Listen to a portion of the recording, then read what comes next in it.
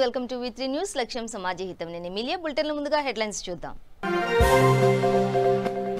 కేంద్రం సూచనలతో పాఠశాలల పునః ప్రారంభం స్పష్టం చేసిన ఏపీ విద్యాశాఖ మంత్రి సురేష్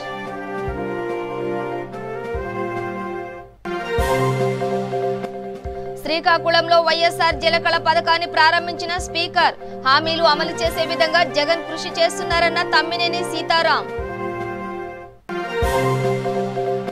నల్గొండ జిల్లా పరిధిలోని రెవెన్యూ సమస్యలపై మంత్రి సమీక్ష భూ వివాదాలకు శాశ్వత పరిష్కారం వస్తుందన్న కేటీఆర్ కుట్రలు చేస్తూ ప్రజలను తప్పుదోవ పట్టిస్తున్నారు ప్రతిపక్షాలపై మండిపడ్డ ఎంపీ భరత్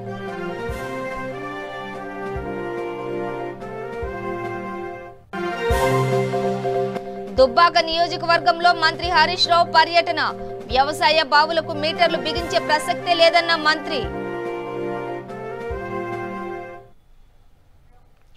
ఇక డీటెయిల్స్ చూస్తే కేంద్ర ప్రభుత్వం మార్గదర్శకాలకు అనుగుణంగా ఏపీలో పాఠశాలల పునఃప్రారంభంపై ప్రభుత్వం నిర్ణయం ఆధారపడి ఉంటుందని ఏపీ విద్యాశాఖ మంత్రి సురేష్ అన్నారు. ఇప్పటికే 9-10 తరగతి నిర్వహణలో ఎలాంటి పరిణామాలు తలెత్తలేదని వ్యాఖ్యానించారు. ఖచ్చితంగా కేంద్రం సూచనలు అమలు చేస్తామని చెప్పారు. అయితే తల్లిదండ్రుల అనుమతితోనే పాఠశాలకు విద్యార్థులు హాజరు కావాల్సి ఉంటుందని పేర్కొన్నారు. స్కూళ్లకు వచ్చే ఉపాధ్యాయులు 50% వరకు రావాల్సి ఉంటుందని సూచించినట్లు మంత్రి సురేష్ వివరించారు. హోమ్ అఫైర్స్ ఎంహెచ్ఏ వారు ఇచ్చిన గైడ్లైన్స్ ప్రకారం ఈ సెప్టెంబర్ 30 వరకు పాఠశాలలు తెరవడానికి లేదు, పార్షికంగా తెరవమని చెప్పడం జరిగింది. దాని ప్రకారం 9th 10th ఇంటర్మీడియట్ వరకు తెరవడం జరిగింది. అక్టోబర్ 5కు పూర్తిగా ఫుల్ ఫ్లెడ్జ్గా తెరవాలని చెప్పి ఆలోచన చేస్తూ ఉన్నాం. వారి గైడ్లైన్స్ దానికి లోబడి ఈ యొక్క నిర్ణయం ఉంటుంది. ముఖ్యమంత్రి గారు ఇప్పటికే అన్ని ఏర్పాట్లు చేసుకోమని చెప్పడం జరిగింది. అన్ని మేము సిద్ధంగా ఉన్నాం.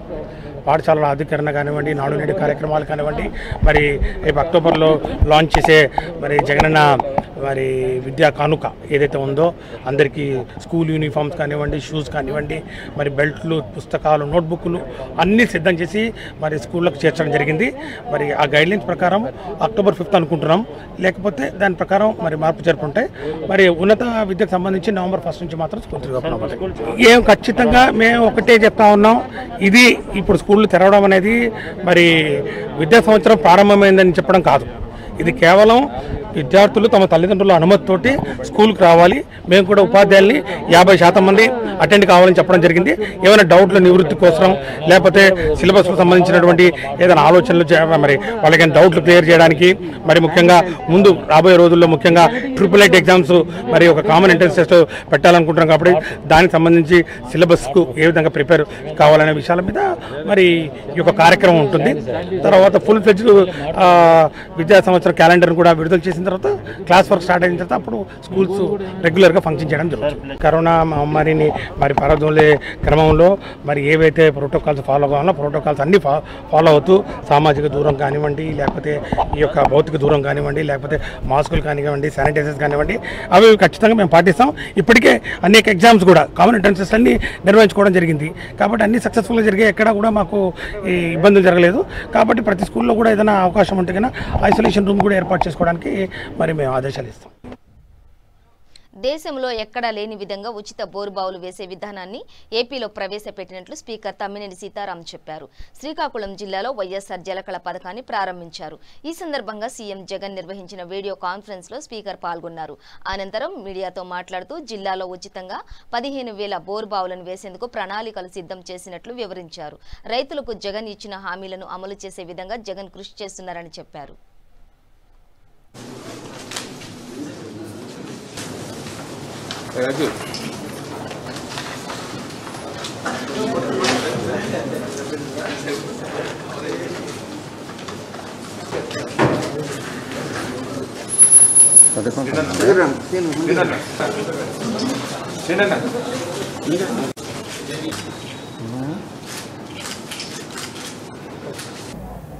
ఉచిత బోర్వెల్స్ని డ్రిల్ చేసే పరిస్థితికి ఈనాడు శ్రీకారం చుట్టారు. లాంచింగ్ ప్రోగ్రాం చేశారు. దానికి స్పష్టమైనటువంటి కొన్ని మార్గదర్శకాలని నిర్దేశిస్తూ ఈ కార్యక్రమాన్ని లాంచ్ చేశారు. అయితే రాష్ట్రంలో 2,340 కోట్లతో 2 లక్షల బోరుబావుల్ని ప్రణాళిక సిద్ధం చేశారు.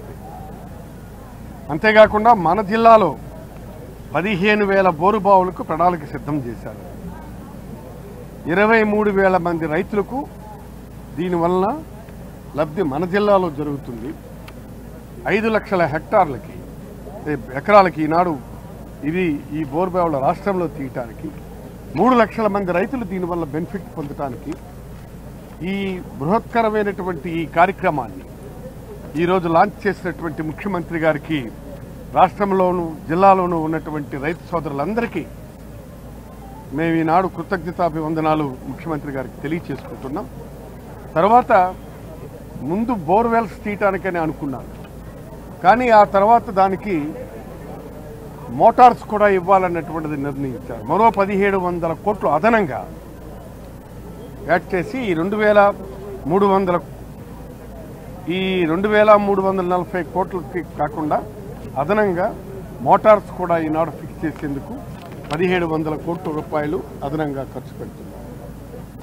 బహుశా నాకు తెలిసి దేశంలోనే ప్రథమ రాష్ట్రంగా ఈనాడు ఉచిత బోరుబావులు తవ్వించే రాష్ట్రంగా మరి ఈనాడు మనకి ఈ అవకాశాన్ని ప్రసాదించినటువంటి ముఖ్యమంత్రి గారికి మనస్ఫూర్తిగా ఈ ప్రభుత్వం పదే సార్లు చెప్తున్నాం, ఇది రైతు పక్షపాత ప్రభుత్వం అని. కాబట్టి ఈ కార్యక్రమాలన్నీ నిర్విఘ్నంగా కొనసాగుతున్నాయి. మరి జగన్మోహన్ రెడ్డి గారు తత్వం సంగతి మనకు తెలుసు. ఆయన ఒక మాట అన్నారంటే దానికి కట్టుబడి ఉంటారు. ఆయన ఒక మాట అన్నారంటే అది జరిగి తీరుతుంది. అది ఆయన ఒక మాట అన్నారంటే దానికి తిరుగు లేదది. అందుకే ఇది జగన్మోహన్ హస్తం. ఇంకే ఈ కార్యక్రమాలు ముందుకు కొనసాగాల్సిందే. రాష్ట్రం ఇటు మహిళలకు కానీ, ఇటు రైతులకు కానీ, ఇటు విద్యార్థులకు కానీ, కార్మికులకు కానీ అన్ని వర్గాలకు అన్ని రంగాలను సమతుల్యమైనటువంటి ప్రాధాన్యత ఇచ్చుకుంటూ ఏదైతే రైతు ఈనాడు వ్యవసాయం మనకి పెద్ద పరిశ్రమ. రాష్ట్రంలో భూ వివాదాలను శాశ్వతంగా పరిష్కరించాలనే సంకల్పంతో ప్రభుత్వం కొత్త రెవెన్యూ చట్టాన్ని తీసుకొచ్చిందని ఐటీ మున్సిపల్ శాఖ మంత్రి కె తారక రామారావు అన్నారు. ఉమ్మడి నల్గొండ జిల్లా పరిధిలోని రెవెన్యూ సమస్యలపై ప్రగతి భవన్లో మంత్రి సమీక్షించారు. ఈ సందర్భంగా కేటీఆర్ మాట్లాడుతూ ప్రజల సమస్యలను పరిష్కరించేలా ప్రజలకు వారి ఆస్తుల పట్ల హక్కులు కల్పించే ప్రయత్నం చేస్తున్నామన్నారు. ప్రభుత్వానికి ప్రజల నుంచి అదనంగా డబ్బులు వసూలు చేయాలన్న ఆలోచన ఏమాత్రం లేదన్నారు. ఆస్తుల నమోదుకు సంబంధించిన దళారులను నమ్మొద్దన్నారు. ఎవరికి ఒక్క పైసా కూడా ఇవ్వొద్దని సూచించారు. ఈ మొత్తం ప్రక్రియ పారదర్శకంగా ఉచితంగా జరుగుతుందనే విషయాన్ని గుర్తుంచుకోవాలని ప్రజలకు విజ్ఞప్తి చేశారు. మిగతా సమస్యలు పరిష్కారానికి కూడా ప్రణాళికలు రూపొందిస్తున్నామని తెలిపారు. వారి ఆస్తినైతే ఈరోజు 30, 40, 25, 15, 20 ఏళ్లుగా అనుభవిస్తూ ప్రభుత్వానికి అన్ని పన్నులు కడుతూ మరి టైటిల్ పొందలేకుండా ఉన్నారు. ఆ సమస్యలన్నింటినీ కూడా పరిష్కరించి మధ్యతరగతి ప్రజలకు, పేద ప్రజలకు రిలీఫ్ ఇవ్వాలి, వారికి యాజమాన్య హక్కు రావాలి, వారి పిల్లలకు ఆస్తిని మనం అందజేయాలి అనేది గౌరవ ముఖ్యమంత్రి గారు మనం మాకు దిశానిర్దేశం చేయడం జరిగింది. మీ అందరికీ కూడా నేను ఒక విజ్ఞప్తి చేస్తా ఉన్నా. ఈ సందర్భంగా ముఖ్యంగా చాలా పెద్ద ఎత్తున కొంతమంది జోనల్ కమిషనర్ల కార్యాలయాల్లో చాలా పెద్ద ఎత్తున అక్కడ స్థానికంగా ఉండే కాలనీ అసోసియేషన్ పెద్దలు కానీ ఇతరులు కానీ హాజరైనట్టుగా నాకు కనబడతా ఉంది. ఎల్బీ నగర్ ప్రాంతంలో ఇంకా సికింద్రాబాద్ ప్రాంతంలో కూడా చాలా మంది కనబడతా ఉన్నారు. వారందరికీ నేను ఒకటే విజ్ఞప్తి చేస్తాను, ప్రభుత్వానికి మీ నుండేదో పెద్ద ఎత్తున డబ్బులు వసూలు చేయాలనే ఆలోచన ఏమి ప్రభుత్వానికి లేదు. మీకు హక్కు కల్పించాలనే ఆలోచన తప్ప, మీకు మంచి చేయాలన్న ఆలోచన తప్ప ప్రభుత్వానికి ఇదేదో అవకాశంగా తీసుకొని మీ దగ్గర నుండి ఏదో పన్ను వసూలు చేయాలని కానీ, మీ దగ్గర నుండి ఏదో పెద్ద ఎత్తున డబ్బులు వసూలు చేసి ఖజానా నింపుకోవాలన్న ఆలోచన లేదు అనే మాట కూడా ఈ సందర్భంగా గౌరవ ముఖ్యమంత్రి గారే మాకు చెప్పడం జరిగింది. దాన్ని మళ్ళీ నేను ఒకసారి ఉటంకిస్తున్నాను అనే మాట కూడా ఈ సందర్భంగా నేను విజ్ఞప్తి చేస్తా ఉన్నాను. మేము ఈరోజు ఈ సమావేశంలో మీ నుండి ఉద్దేశం అయితే హైదరాబాద్ నగరంలోని ఇట్లాంటి ఇబ్బంది పడుతున్న అసోసియేషన్స్ కానీ, కాలనీస్ కానీ ఎక్కడెక్కడైతే ప్రజలు ఉన్నారో వారందరికీ కూడా రిలీఫ్ ఇవ్వాలన్న ఆలోచన తప్ప వేరే ఆలోచన మనకి ఏ కోశాన కూడా రెండో ఆలోచన లేదు. అయితే నా విజ్ఞప్తి మీ అందరితో కూడా ఏమంటే, నా విజ్ఞప్తి మీ గౌరవ శాసనసభ్యులు కానీ, గౌరవ మన ఇతర అధికారులు కానీ ఎవరైతే ఉన్నారో, స్థానికంగా ఉన్న కాలనీ అసోసియేషన్ల అధ్యక్షులు, స్థానికంగా ఉన్న పెద్దలు, వారి నుంచి కూడా మనం వారి అభిప్రాయాలు కూడా విందాం. ఎందుకంటే ఈరోజు నాకు తెలుసు ఒకవైపు వర్షాలు పడతా ఉన్నాయి, ఒకవైపు ఇబ్బందులు ఉన్నాయి. కానీ ఇప్పటికీ మా జిహెచ్ఎంసీ ఆఫీసర్లు అందరూ చాలా మంది ఫీల్డ్ లో చాలా పనిచేస్తా ఉన్నారు, కార్పొరేటర్లు కూడా పనిచేస్తా ఉన్నారు. కానీ ఇది ఇంపార్టెంట్ సమస్య కాబట్టి, ఇంపార్టెంట్ ఇష్యూ కాబట్టి ఇది సాధ్యమైనంత వేగంగా పరిష్కరించాలనే ఉద్దేశంతోనే మనం ఈరోజు ఈ సమావేశాన్ని పిలుచుకున్నాం.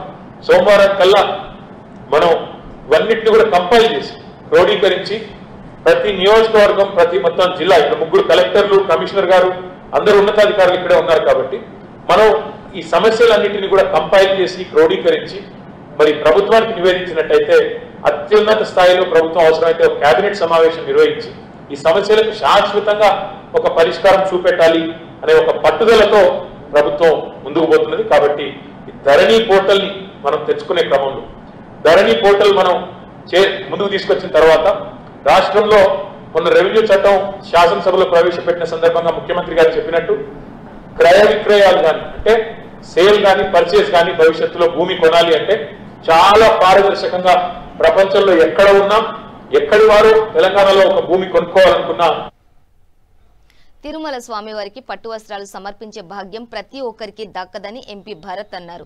స్వామివారి అనుగ్రహంతోనే పట్టు వస్త్రాలను జగన్ సమర్పించారని చెప్పారు. డిక్లరేషన్ మొదటి నుంచి ఉన్నప్పటికీ టీడీపీ కావాలని దీనిపై రాద్ధాంతం చేస్తోందని చెప్పారు. జగన్ ప్రజలకు సుపరిపాలన అందిస్తుంటే కావాలనే టీడీపీ రాజకీయాలు చేస్తోందని ఆరోపించారు. పోలవరం ఏపీ ప్రయోజనాల కోసం జగన్ ఢిల్లీకి వెళ్తే టీడీపీ నేతలు ఏ ఉద్దేశంతో ఢిల్లీతో మకాం వేశారని ప్రశ్నించారని కుట్రలు చేస్తూ ప్రజలను తప్పుదోవ పట్టిస్తున్నారు ఆరోపించారు.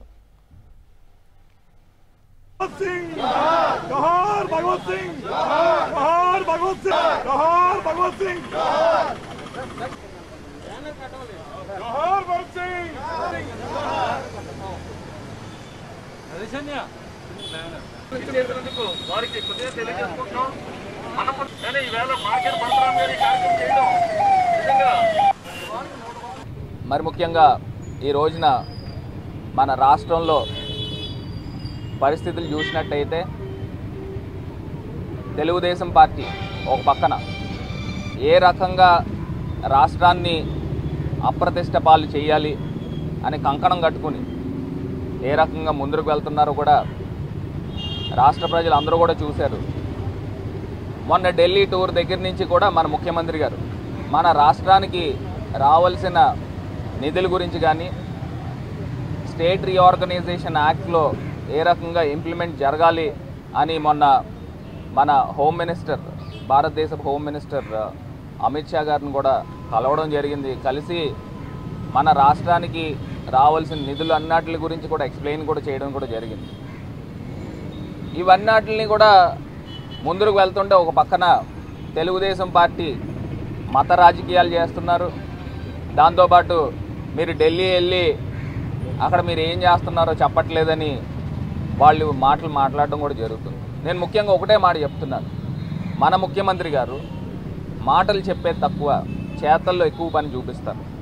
మనకు రావాల్సిన జిఎస్టీ బకాయిలు అయితే కానివ్వండి, స్టేట్ రీఆర్గనైజేషన్ యాక్ట్కి సంబంధించి ఇంకా కంప్లీట్ చేయాల్సిన డ్యూటీస్ అయితే కానివ్వండి, పోలవరం ప్రాజెక్టు 2021 కల్లా మనకు R&R ప్యాకేజ్తో పాటు గత బకాయిలు ఏవైతే ఉన్నాయో ఇవన్నీ కూడా రిలీజ్ చేయించుకుంటూ ముందుకు వెళ్తున్నారు. ఒక పక్క నుంచి రాష్ట్రంలో ఇంత పెద్ద ఎత్తున కార్యక్రమాలు చేస్తుంటే దాన్ని ఏదో రకంగా అడ్డుకుంటూ ప్రజలకి అందరికీ కూడా తప్పుదారి పట్టించే విధంగా కార్యక్రమం చేస్తున్నారు. ఇది ఒకటే విజ్ఞప్తి చేస్తున్నాం చంద్రబాబు నాయుడు గారికి, మీరు ఒకవేళ ఏ రకంగా కూడా కలిసి రాకపోయినా పర్వాలేదు కానీ ఈ రకమైన తప్పుడు ప్రచారాలు మటుకి చేయొద్దని విజ్ఞప్తి చేస్తున్నాము. దాంతోపాటు ఏదైతే తిరుమల తిరుపతి దేవస్థానం దగ్గరకు వచ్చేసరికి గౌరవ ముఖ్యమంత్రి గారిని ఏ రకంగా మీరు రాష్ట్ర ప్రజలందరినీ కూడా ఏ రకంగా తప్పుదారి పట్టిస్తున్నారు. మేము ఒకటే క్లారిటీ ఇచ్చాము రాష్ట్ర ప్రభుత్వం దగ్గర నుంచి కూడా, డిక్లరేషన్ అనేది కేవలం కూడా ఒకసారి ఒక అన్యమతస్థుడు మొట్టమొదటిసారి వస్తే దాన్ని ఒక సిస్టమ్ ప్రకారంగా మనకి డిక్లరేషన్ ఇవ్వడం జరుగుతుంది. అదేవిధంగా మాజీ రాష్ట్రపతి అబ్దుల్ కలాం గారు కూడా అదే రకంగా ఇచ్చి ఉన్నారు, ప్రెసిడెంట్ గారు కూడా మొట్టమొదటిసారి రావడం. కానీ జగన్మోహన్ రెడ్డి గారు గతంలో చాలాసార్లు వచ్చి ఉన్నారు కాబట్టి మళ్ళీ మీరు ఒక చర్చకు తీసుకొచ్చారు డిక్లరేషన్ అని. గతంలో చాలాసార్లు వచ్చి ఉన్నారు, వారు పట్టు వస్త్రాలు ఇచ్చినప్పుడు కూడా తిరునామం పెట్టుకున్నారు. ఎందుకన్నా పెద్ద డిక్లరేషన్ ఇంకా వేరేది ఏమీ ఉండదు. చంద్రబాబు నాయుడు గారు మరి తిరుమల కొండ వారు కాలినడకన ఎక్కారో లేదో తెలియదు కానీ జగన్మోహన్ రెడ్డి గారి మటుకి ఆగకుండా తిరునామం పెట్టుకొని గోవిందనామాలు చెప్పుకుంటూ తిరుమల తిరుపతి కొండకు వెళ్ళి దర్శనం కూడా చేసుకున్నారు. ఇవన్నీ కూడా తెలుగుదేశం పార్టీ నాయకులందరినీ కూడా గుర్తుపెట్టుకోమని రాష్ట్ర ప్రజలందరూ కూడా క్లియర్గా ఉన్నారు. వారు నిర్మలమైన మనసుతో ప్రతి కార్యక్రమం కూడా చేస్తున్నారు. అదే రకంగా రాష్ట్ర ప్రజలందరికీ కూడా మంచి కార్యక్రమాలు చేసే విధంగా ముందుకు వెళ్తున్నారు. ఒకటే మాట చెప్తున్నాను, తిరుమల తిరుపతి వెంకటేశ్వర స్వామి అనుగ్రహం ఉంటేనే ఇలా పట్టు వస్త్రాలు ఇవ్వడానికి అవకాశం ఉంటుంది.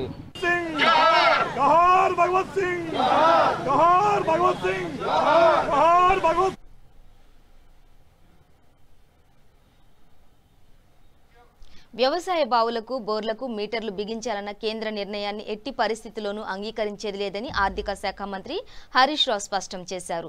రైతులు కూడా కేంద్ర విధానాలను వ్యతిరేకించాలన్నారు. బీజేపీ నేతలు వస్తే దీనిపై నిలదీయాలన్నారు. దుబ్బాక నియోజకవర్గంలో మంత్రి హరీష్ రావు పర్యటించారు. పలు అభివృద్ధి కార్యక్రమాలకు ప్రారంభోత్సవాలు, శంకుస్థాపనలు చేశారు. అనంతరం మంత్రి హరీష్ రావు మాట్లాడుతూ చంద్రబాబు పాలనలో బావుల వద్ద బోర్లకు మీటర్లు పెడతామంటే రైతులంతా బాబుకు మీటర్లు పెట్టి వెనక్కి పంపారని, అదేవిధంగా బీజేపీ ప్రభుత్వానికి దుబ్బాక ప్రజలు తగిన గుణపాఠం ఓటు రూపంలో చెప్పాలని కోరారు. బాయిలకు మీటర్లు పెడితే 2,500 కోట్లు ఇస్తామని కేంద్రంలోని బీజేపీ ప్రభుత్వం ఆఫర్ ఇస్తే మీటర్లు వద్దు, 2,500 కోట్లు వద్దు, తెలంగాణ రైతుల సంక్షేమమే ముఖ్యమని సీఎం కేసీఆర్ తిరస్కరించినట్లు మంత్రి హరీష్ రావు వెల్లడించారు. తప్పకుండా ఎమ్మెల్యే మనకుండా దుబ్బాక ఇవాళ కొంతమంది బయలుదేరింది మరి దుబ్బాక, కనీసం వాళ్ళకు దుబ్బాకలో తొవ్వలేటుంటాయో కూడా తెలియదు. రచ్చపేట ఎటు, షెల్లాపూర్ ఎటు, బలవంతపూర్ ఎటు, పెద్దగుండెలు ఎటుంటది, తిమ్మాపూర్ ఎటుంటది అని వాళ్ళు మనిషిని పెట్టకుండా కారు ఇచ్చి బండి నట్టుమని పోతారా? ఈడ దుబ్బాకలో నిలబెడతామని వచ్చేటోళ్లకు కనీసం దుబ్బాకలో ఏ ఊరు ఎటుంటదో తొవ్వదారి తెలవనోడు వచ్చి దుబ్బాకలో ఓటు అడిగితే మనం గంత అమాయకులమా? దయచేసి మీరు ఆలోచించేయండి. లింగన్న చనిపోయిందని టీవీలో స్క్రోల్ పడంగానే ఇక బయలుదేరింది. ఇక అంగిలాగా తీసి ఇస్త్రీ కొట్టుకొని ఇక పెద్ద పెద్ద కార్లు వేసుకొని ఇక దుబ్బాకకి వచ్చి ఇల్లు కిరాయి తీసుకోవాలి, ఇక 1 టన్ను పెట్టాలి, ఇల్లు కిరాయి తీసుకొని ఇక బయలుదేరుతున్నారు. ఇక కిరాయిలను కొంతమంది పెట్టుకొని ఊళ్ళకొని వెళ్తున్నారు. ఇక మైకులు పట్టుకొని దంచుడు. మీరు ఆలోచించండి. నేను ఏమంటున్నా అంటే, కష్టపడి ప్రాణాలకు తెగించి మన కేసీఆర్ ఇలా తెలంగాణ తెచ్చింది. రాదనుకున్న తెలంగాణ తెచ్చింది టీఆర్ఎస్ పార్టీ కాదా? తెలంగాణ వచ్చినాక ఈరోజు మంచినీళ్ల బాధ తీర్చింది మన కేసీఆర్ కాదా? ఈ 70 ఏళ్ల నుంచి 50 ఏళ్లు కాంగ్రెస్ ప్రభుత్వం ఉంది, 20 ఏళ్లు తెలుగుదేశం వాళ్ళు ఉన్నారు. ఎవరు ఎమ్మెల్యే వచ్చినా మనం బిందెలు అడ్డం పెట్టినాం. సింగిల్ ఫేజ్ మోటార్లలో ట్యాంకర్ల వెనుక బిందెలు పట్టుకొని ఉరకాలి, బిందెలు కొట్లాడితే సొట్టలు పడాలి, నీళ్లు మోసి భుజాలు కాయలు కాయాలి, బోరింగులు కొడితే చేతులు నొప్పి పెట్టాలి. 70 ఏళ్ల నుంచి నీళ్ల బాధలు చూసినాం. టిఆర్ఎస్ గవర్నమెంట్ వచ్చినాక 2 ఏళ్లలో 3 ఏళ్లలో నీళ్ల బాధ తీర్చిన మాట వాస్తవమా కాదా? మంచినీళ్లు తెచ్చింది కేసీఆరా కాదా? మీరే చెప్పాలి. అన్న సామాన్లు దాయనే దోస్తు తమ్మి దోస్తు శ్రీకాంత్ సామాన్లకు మంచిగా లేకపోయారు. అయితే సామాన్ నేను మాట్లాడినాక దోస్తు అయితే ఈరోజు మంచినీళ్ళ బాధ మనం తీర్చుకున్నాం. అదే విధంగా ఈ బీడీల గురించి ఎవరైనా ఆలోచించిండ్రా అక్క? ఇప్పుడు కాంగ్రెస్ వాళ్ళు తెలుగుదేశం వాళ్ళు ఉండగా బీడీలకు ₹1 ఇచ్చిండ్రా. ఇవాళ కేసీఆర్ దుబ్బాకలు చదువుకున్నాడు కనుక, బీడీలో చేసే అక్కజల్లుల కష్టాలు తెలిసి కనుక ఇవాళ మనిషికి ₹2,000 భృతి ఇచ్చిండు. నేను ఒక్కటే అడుగుతున్నా మిమ్మల్ని, బీజేపీ వాడు వస్తాడు, రేపు కాంగ్రెస్ వాడు వస్తాడు. మరి మన పక్క పొంట కర్ణాటకలో బీజేపీ గవర్నమెంటే ఉంది, ఆడ కూడా బీడీలు చేసే అక్కజల్లు ఉన్నారు. ₹1 ఇచ్చిండ్రా అని అడుగుంది. ఈ మహారాష్ట్రలో పోతే కాంగ్రెస్ గవర్నమెంట్ ఉంది, మరి ఆడ బీడీలు చేసే అక్కజల్లు ఉన్నారు. ₹1 ఇచ్చిండ్రా అక్క? మీరు ఆడ ఏడు ఇయర్ కానీ ఈడ మాత్రం మా బీడీలు చేసే అక్కజల్లలో ఓట్లు కావాలి వాళ్ళు. ఇవాళ మన ఊర్లో నాకు తెలిసి ఇంతకుముందు 782 పెన్షన్లు ఉండే. మొన్న కొన్ని కొత్త పిఎఫ్ కార్డులు వచ్చిన వాళ్ళకి ఇవ్వాలంటే 145 వచ్చినాయి. 95 లక్షపేట కాడ రోల్ బ్యాక్ లో ఉన్నాయట. వాళ్ళకి దసరా పండుగ లోపల 95 కూడా ఏపిస్తాం, కొత్త పింఛన్ కూడా తప్పకుండా ఇస్తాం. అన్నిగా రాబోయే సంవత్సరంలో నెల్లూరు జిల్లా గూడూరు మున్సిపాలిటీ స్వచ్ఛ సర్వేక్షణ సర్వేలో మంచి స్థానం సాధించడమే లక్ష్యంగా సిబ్బంది పనిచేయాలని Gudur sub collector municipal special officer Gopalakrishna అన్నారు.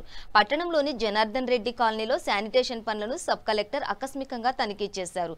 ప్రజల నుండి సమస్యలను అడిగి తెలుసుకున్నారు. మున్సిపల్ సిబ్బందికి పలు సూచనలు ఇచ్చారు. పట్టణంలోని పలు వార్డుల్లో అదనపు పారిశుద్ధ్య సిబ్బందిని నియమించి వీధులన్నీ పరిశుభ్రంగా ఉండేలా చర్యలు తీసుకుంటున్నామని ఆయన వెల్లడించారు. పట్టణం పచ్చదనంగా ఉండేందుకు త్వరలో మొక్కల పెంపకాన్ని చేపడుతున్నామని స్వచ్ఛ గూడూరు ప్రజలందరూ మున్సిపల్ సిబ్బందికి సహకరించాలని కోరారు. ఉన్నాయా? అన్నిటికీ చెప్పారు. ఇంకా మనము ఇంకెక్కడ ఉన్నారు? Thank you sir.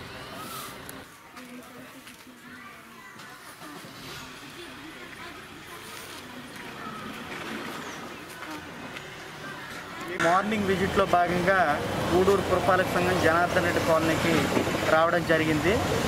ఇక్కడ శానిటరీ సెక్రటరీ విజ్ఞప్తి మేరకు ఒకరిద్దరు శానిటరీ వర్కర్ని ఎక్స్ట్రాగా అలాట్ చేయడం జరుగుతుంది. మరి డోర్ డెలివరీ జరుగుతుంది. కాకపోతే ఇక్కడ డ్రైన్స్ రోడ్స్ అనేది కొంచెం ఇబ్బందిగా ఉన్నట్టుగా కనిపిస్తుంది. ఇమ్మీడియట్గా ఇమ్యూనిటీ సెక్రటరీ ద్వారా అంచనాలు వేపించి ఇది శాంక్షన్ కోసం ప్రతిపాదన పంపించమని ఆదేశాలు జారీ చేయడం జరిగింది. మనందరి ఎయిమ్ నెక్స్ట్ 3 monthsలో గూడూరుని ఒక స్వచ్ఛ దినిగా మార్చాలనే ఆలోచనతో ముందడుగు వేస్తున్నాం. దానికి అందరి సహాయ సహకారాలు కావాలి. ఇక్కడ అంగళ్ళు కూడా కొన్ని ఉన్నాయి. వాళ్ళు కూడా వాళ్ళ తాలూకు చెత్తని ఇంట్లోనే వేస్తే పురపాలక సంఘం వారికి సహకరించిన వాళ్ళు అవుతారు. సో మరి ఆ విధంగా ప్రజలు కూడా గుర్తెరిగి పురపాలక సంఘం గూడూరు వారికి సహకరించాల్సిందిగా నేను విజ్ఞప్తి చేస్తున్నాను. మరి ఇక్కడ కొన్ని పిచ్చి మొక్కలు ఇవి జరుగుతున్నాయి. కలుపు మొక్కలు తీయడం, మిగతా చేయడం ఆ కార్యక్రమం కూడా మేము చేస్తాము. మొక్కలు నాటే కార్యక్రమం కూడా మొన్ననే మాట్లాడాను. మొక్కలు కూడా వస్తాయి పెద్ద ఎత్తున. మరొక 500 నుంచి 1000 వరకు మొక్కలు నాటే కార్యక్రమం కూడా చేస్తాము. సో స్వచ్ఛంగా పచ్చగా పరిశుభ్రతగా ఈ గూడూరు పట్టణాన్ని నింపేందుకు అన్ని కృషి చేస్తున్నాము. మరి నేనైతే ప్రతిరోజు ఈ రౌండ్స్కి వచ్చి ఫీల్డ్ లెవెల్ సినారియో కూడా నేను ఒక్కొక్క ఏరియాకి సందర్శించడం జరుగుతుంది. గత వారం రోజుల నుంచి అది కూడా చేయడం జరుగుతుంది. ప్రతి ఒక్కరూ నాలాగే ప్రతి ఒక్కరు కమిషన్ నుండి శానిటరీ వర్కర్ వరకు ప్రతి ఒక్కరూ తెల్లారి ఉదయాన్నే 5 గంటలకి ఫీల్డ్ మీద ఉండాలని నేను భావిస్తున్నాను. అట్లా లేకపోతే కఠిన చర్యలు తీసుకోవడం జరుగుతుంది. ఉమ్మడి మహబూబ్ నగర్ జిల్లాను వర్షాలు ముంచెత్తాయి. అల్పపీడన ప్రభావంతో 3 రోజులుగా మోస్తారుగా వర్షాలు కురవడంతో ప్రాజెక్టులన్నీ నిండుకుండలా మారి దిగువ ప్రాంతాలకు ప్రవహిస్తున్నాయి. జూరాల ప్రాజెక్టుకు వరద తాకిడి కారణంగా 4,06,000 క్యూసెక్స్ నీళ్లు వస్తుండగా 43 గేట్లు తెరిచి 4,17,000 క్యూసెక్ల నీళ్లు దిగువ ప్రాంతానికి వదులుతున్నారు. దీంతో కృష్ణమ్మ వరద పోటెత్తింది. 2009లో వచ్చిన వరదలాగే ప్రమాదంలో ప్రవహిస్తోంది. దీంతో బీచుపల్లి పుణ్యక్షేత్రం దగ్గర ఇప్పటికే పుష్కర ఘాట్లు మునిగిపోగా రామాలయం సమీపం వరకు వరద తాకిడి తాకుతుంది. వస్తున్న వరదను దృష్టిలో పెట్టుకుని ముందు జాగ్రత్త చర్యగా నదీ పరివాహ ప్రాంతాల ప్రజలను అప్రమత్తం చేశారు అధికారులు. ఎవరూ కూడా నదీ తీర ప్రాంతాలకు వెళ్లొద్దని హెచ్చరిస్తున్నారు.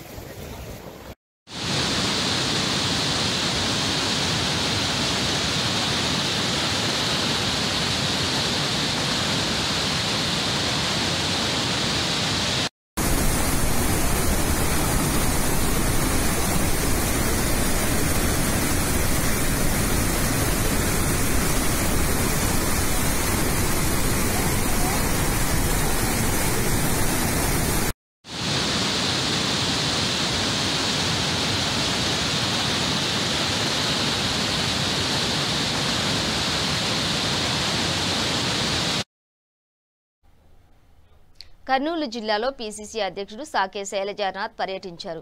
పత్తికొండలో కాంగ్రెస్ పార్టీ నియోజకవర్గ ఇన్ఛార్జి బోయ క్రాంతినాయుడు ఇంటికి వెళ్లి కుటుంబ సభ్యులను పరామర్శించారు. అనంతరం మీడియాతో మాట్లాడుతూ రాష్ట్రంలో దాడులు జరుగుతుంటే జగన్ ఎందుకు స్పందించడం లేదని ప్రశ్నించారు. కాంగ్రెస్ ప్రభుత్వ హయాంలో దాడులు జరిగితే వెంటనే చర్యలు తీసుకున్నామని చెప్పారు. తక్షణమే దాడుల విషయంలో ప్రభుత్వం సీరియస్ గా వ్యవహరించాలని కోరారు.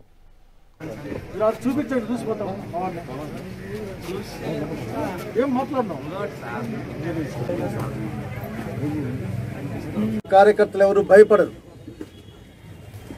రాజ్యాన్ని సలక్షణంగా పరిపాలించిన చరిత్ర కాంగ్రెస్ పార్టీ.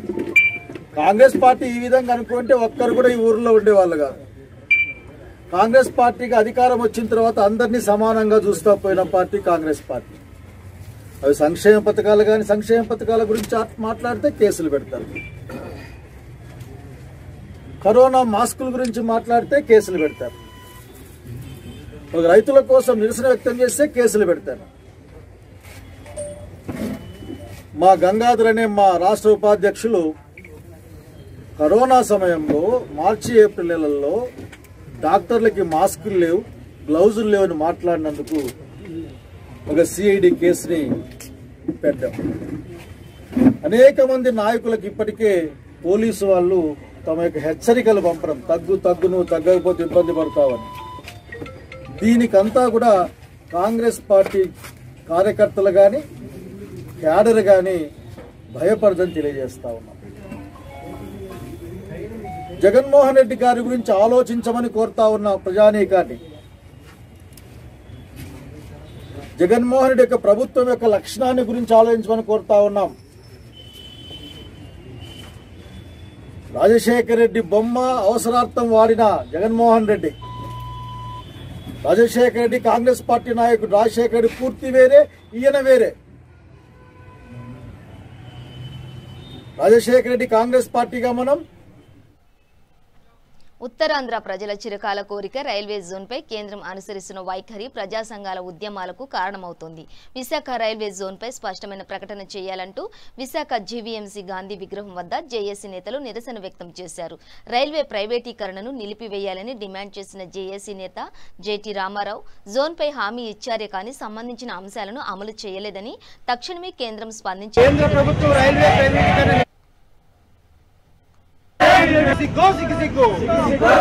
విశాఖ కేంద్రంగా రైల్వే జోన్ ప్రకటించాలి.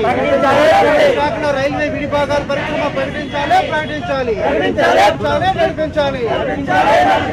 రైల్వే బోర్డు ఎత్తేయాలనుకోవడం సిగ్గు. ఆంధ్ర ఎంపీలారా నిద్ర లేవండి.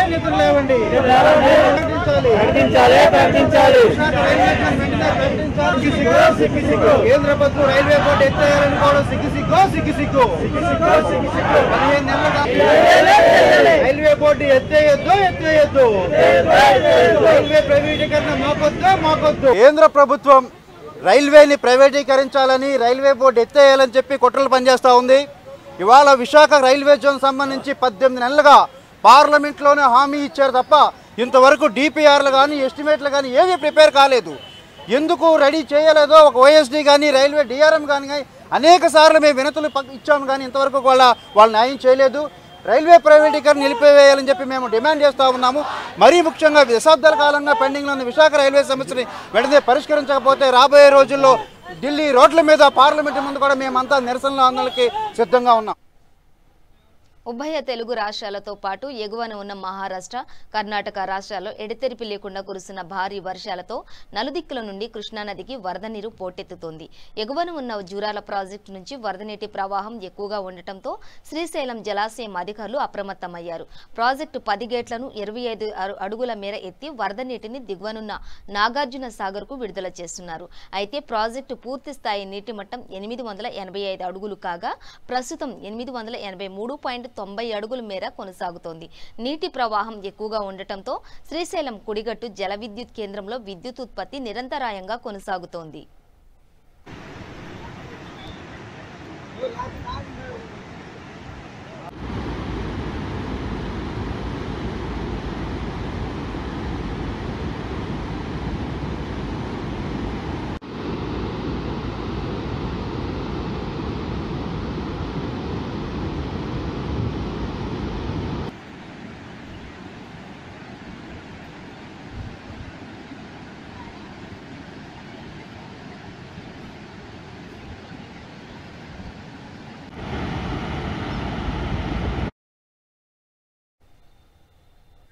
బులెటిన్ ముగించే ముందు హెడ్లైన్స్ మరోసారి.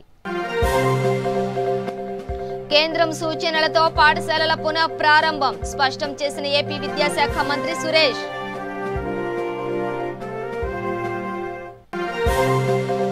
శ్రీకాకుళంలో వైఎస్ఆర్ జలకళ పథకాన్ని ప్రారంభించిన స్పీకర్. హామీలు అమలు చేసే విధంగా జగన్ కృషి చేస్తున్నారన్న తమ్మినేని సీతారాం.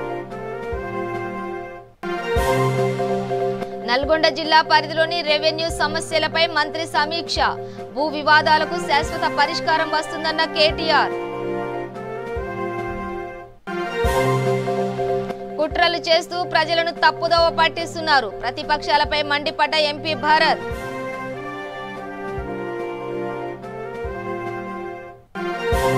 దుబ్బాక నియోజకవర్గంలో మంత్రి హరీష్ రావు పర్యటన. వ్యవసాయ బావులకు మీటర్లు బిగించే ప్రసక్తే లేదన్న మంత్రి. ఇవి బులెటిన్ డీటెయిల్స్. చూస్తూనే ఉండండి V3 న్యూస్ లక్ష్యం సమాజహితం.